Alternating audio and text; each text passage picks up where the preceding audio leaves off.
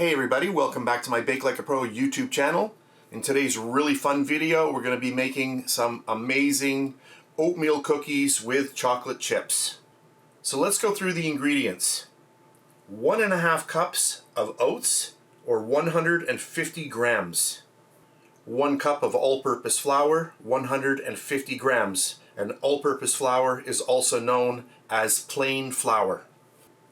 1/2 cup of brown sugar, 110 grams. 1/2 cup of butter, 114 grams.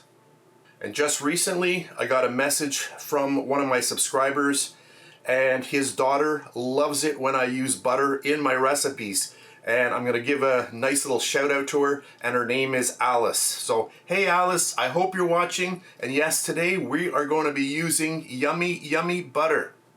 1 cup of chocolate chips, 200 grams, and I am using semi-sweet chocolate chips in my recipe. You can use any type of chocolate chip that you wish. 1/2 teaspoon of baking soda, 3 grams. 1/2 teaspoon of salt, 3 grams. 1/2 teaspoon of cinnamon, 2 grams. 2 teaspoons of vanilla extract, 10 grams. And our last ingredient, 1 large egg. So those are the ingredients. Let's get started. For our first step, we'll get all of our butter into our bowl. Now I am using salted butter, and I do have a tiny little bit of salt that I'm adding. So if you don't like a lot of salt, you can just use unsalted butter, or just use the butter alone and do not use the extra salt. And then all of our brown sugar, and our egg. Make sure you use a little spatula to get everything out of your bowl. We'll grab our mixer and just get all of this together. We want to cream this up.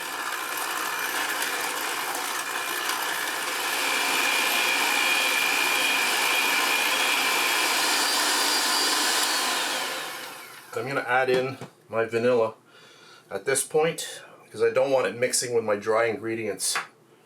You can get little clumps, so it's best to put it in now and just mix that in.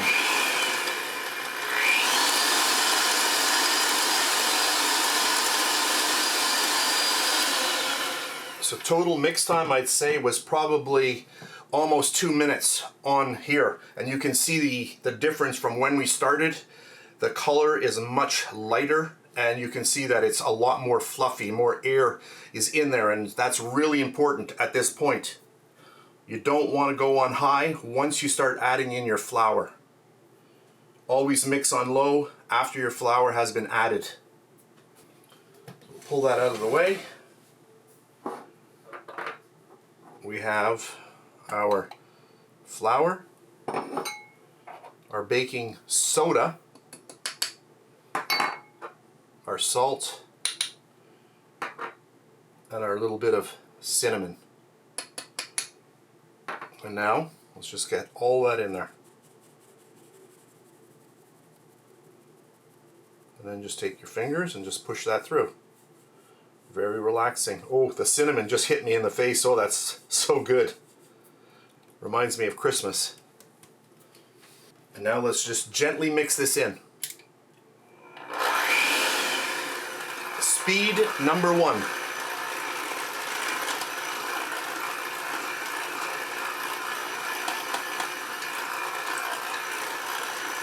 I just want to get this mixed in before we add in the oats.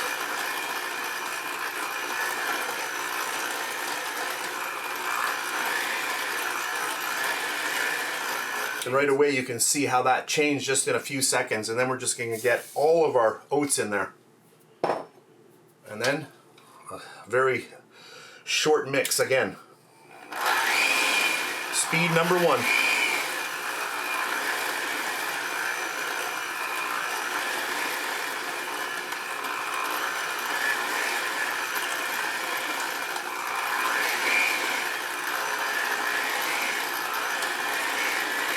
And that's it. If you are measuring by volume and you find that your mixture is a little bit on the dry side, just add a little bit of water. A tablespoon of water, which is 15 grams, will just completely loosen this mixture up. And then we'll add in our chocolate chips, and you can do chocolate chips or raisins or nothing at all. And just a very quick mix.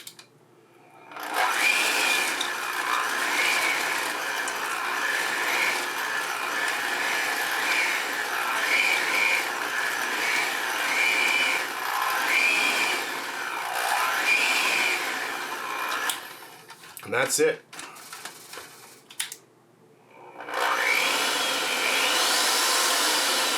And there we go. The recipe is done. So I have my tray with my silicone mat all ready to go. My oven at this point is preheating to 350 degrees Fahrenheit. And now I'm just going to take the batter, and I always like to push it against the side of the bowl. This just gives you, the same type of cookie, or the same size of cookie rather, for each one. So just push it against, make sure you get a nice scoop in here, and then just give it a good press. That looks good. And then right on. So if it sticks sometimes, you got to just be careful, just give it a little squeeze. Now, I just want to show you the dough. You can see that the dough, it's not too dry. You see that? If yours is dry, like I said, just add a tiny bit of water. It will not affect the recipe at all. I'm just going to push this against it. And then onto the sheet.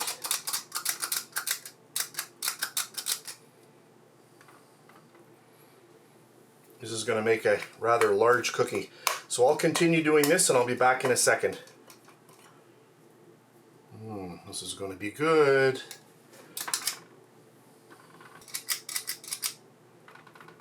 Okay, that looks good. So I'm going to pop these into my 350 degree Fahrenheit oven. I'll bake them off. I'm going to bake off the rest and then I'll come back. Alright, this is my first batch. I said I would come back after they're all done, but I just wanted to show you right away because I'm going to, on the next batch, I'm going to take them and I'm just going to squeeze them down with a fork just to show the difference. But look at these. Oh, and they smell amazing. So I baked these for exactly 12 minutes. And look at that. Nice. These are really hot. Let's just flip one over to see. Look, you can see nicely baked on the bottom. Hopefully I'm on camera there. Just, whoo, hot. There we go. So there are the first ones. So I'm going to bake off the rest and then I'll come back. Before I forget, I better weigh one of these out because I'm sure somebody's going to want to know. And there we go, 45 grams. So here I am again on the last batch. So these ones here I baked for 12 minutes because they are a little bit thicker, and you can see what they look like. Really amazing. So 12 minutes for those, and then these here I did for 10 minutes. And the reason why is because I pushed them down with the fork. So you can see a little bit of a difference. So it depends on what type of shape you want in your final cookie. But look at that, doesn't that look great? And then I wanted to do a little test for myself because I have this pan that I've had for so many years, and this here is made by Baker's Secrets. I thought it was a Wilton pan, but it's not. Sorry, it's Baker's Secret.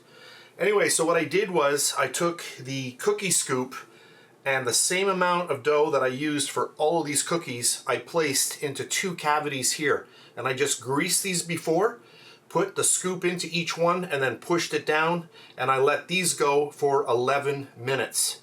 And you can see what a cute little cookie that makes. Look at that. So there we go, that's the little pan. You can buy those anywhere, I guess. So that's that. I wanted to make this shape because I knew I had the pan, and I thought they would be kind of cool. They kind of remind me of like a little granola bar. And I thought what I'll do maybe is I'm going to just heat up a little bit of chocolate chips or something, some kind of chocolate, and then I would just press them into the chocolate and let them dry like that. And then whoever has these little bonus ones, you can check out the chocolate on the bottom. That's kind of a nice little treat. But there we go. 3, 6, 9, 12, 15, 16 cookies. So at this point, these are all warm. I'm just gonna let them cool down because I do want to open one up when they're actually cooled off so that we can actually see the true texture of the cookie. So I'll let those cool and they'll come back. So this is about a half an hour later. My cookies are pretty well cold, so I'm gonna grab one here and let's just crack into it and see. Well, let's check that out. Look at that. You can see not hard at all in the middle. Still nice and kind of chewy. Look at that. Oh yeah, we've got a nice browning going on the outside. Let's go in for a bite. Oh, that is good.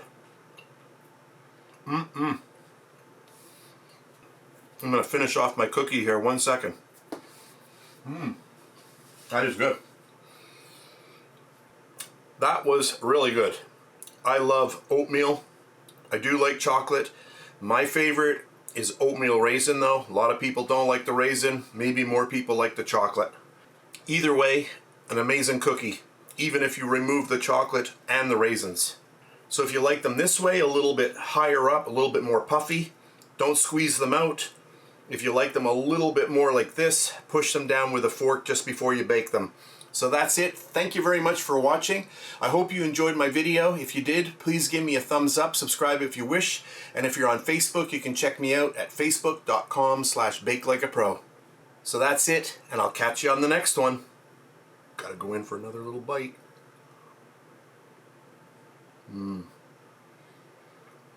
That is good. And please subscribe to my Bake Like a Pro YouTube channel and also click that notification bell to be alerted every time I upload a brand new video.